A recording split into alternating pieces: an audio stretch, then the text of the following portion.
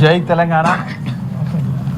తెలంగాణ రాష్ట్రం ఏర్పడిన తర్వాత గౌరవ తొలి ముఖ్యమంత్రి కేసీఆర్ గారి ఆధ్వర్యంలో అన్ని రకాల వర్గాలను ఏ విధంగా అయితే సమానంగా చూసిండో, హిందూ, ముస్లిం, క్రిస్టియన్ అందరికి కూడా ఏ విధంగా ఒకటే విధంగా ఉండాలన్న ఆలోచనతోటి రంజాన్ పండుగ ఏ విధంగా చేసిండో, బతుకమ్మ పండుగ ఏ విధంగా చేసిండో, క్రిస్మస్ పండుగను కూడా అదే విధంగా చేసి క్రైస్తవ వర్గాలను కూడా ఎప్పుడు కూడా సమానంగా చూసేటువంటి ముఖ్యమంత్రి కేసీఆర్ గారు మాకు జరుగుతున్న అన్యాయాన్ని, దళిత క్రైస్తవులకు 1950 సంవత్సరం నుంచి ఇప్పటి వరకు జరుగుతున్న అన్యాయాన్ని తను ఆలోచన చేసి నిన్న గౌరవ వర్కింగ్ ప్రెసిడెంట్ కేటీఆర్ గారు, అదేవిధంగా నిన్న మా deputy floor leader Harish Rao గారు ఈ విషయాన్ని అంతగా కూలంకుషంగా తెలంగాణలో ఉన్నటువంటి CSI, RCM, salvation army, Methodist, Mennonite ఎన్నో డినామినేషన్లు, అన్ని డినామినేషన్ల నుంచి గౌరవ పెద్దలు అందరూ కూడా వచ్చి నిన్న హరీష్ రావు గారిని కలవడం జరిగింది.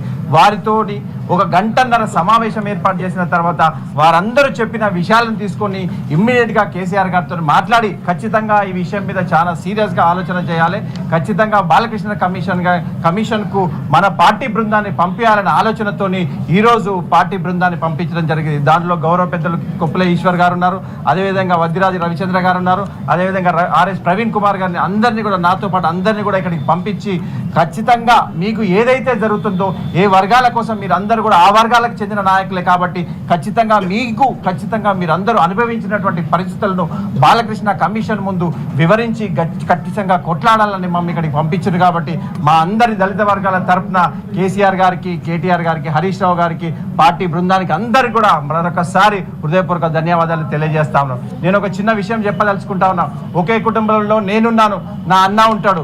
నా అన్న పోయి ఎస్సీగా క్రిస్టియన్ మతంలోకి మారితే ఆయన వేరే అవుతాడు, నేను మాత్రం హిందూ ఉంటే ఒకటే తండ్రి, ఒకటే తల్లి, ఒకటే రక్తం, ఒకటే కుటుంబం. కానీ ఇద్దరు మాత్రం వేరువేరుగా, ఒకరికి ఎస్సీ వస్తుంది, ఒకరికి బీసీసీ వస్తుంది.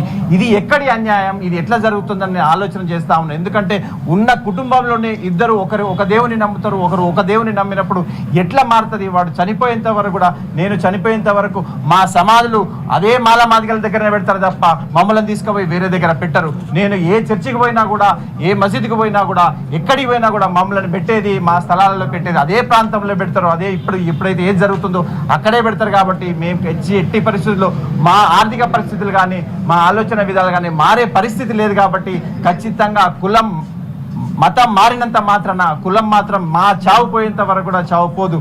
కులం అనేది మా శరీరం వంటిది. అదే మతం అనేది బట్టలు. ఇవాళ తీసుకోవచ్చు, వేరే డ్రెస్ వేసుకోవచ్చు. ఇవాళ హిందువులకు పోవచ్చు, నచ్చితే ముస్లింలకు పోవచ్చు, నచ్చితే క్రైస్తవులకు పోవచ్చు. కానీ నా కులం, నేను చనిపోయేంత వరకు కులమే ఉంటుంది. కాబట్టి కులాన్ని బట్టి మీరు ఏ విధంగా చూస్తున్నారనే ఆలోచనతో ఇవాళ మేమందరం కూడా గట్టిగా 1 గంటన్నర సేపు ఆయన అడిగిన డౌట్లన్నిటికీ కూడా ఖచ్చితంగా మేము చెప్పడం జరిగింది. ఏ విధంగా అయితే 2 క్లాసుల సిస్టమ్ ఉన్నదో తమిళనాడు, ఆంధ్రప్రదేశ్, కేరళలో ఏ విధంగా అయితే అవన్నీ కూడా ఆయనకు తెలియని విషయాలన్నీ కూడా ఖచ్చితంగా చెప్పడం జరిగింది. ఏ విధంగానైతే ఈ సమస్యలు ఎదుర్కొంటున్నా ఖచ్చితంగా ఈ విషయాన్ని బాలకృష్ణన్ గారు రాబోయే రోజుల్లో కేంద్ర ప్రభుత్వానికి ఏ విధంగా వివరిస్తారు? ఇంతకుముందు ఏవైతే కమిషన్, రంగనాథ్ మిశ్రా కమిషన్ను ఏం చేసిండ్రు? రంగనాథ్ మిశ్రా కమిషన్ను మాకు అనుకూలంగా తీర్పిచ్చింది.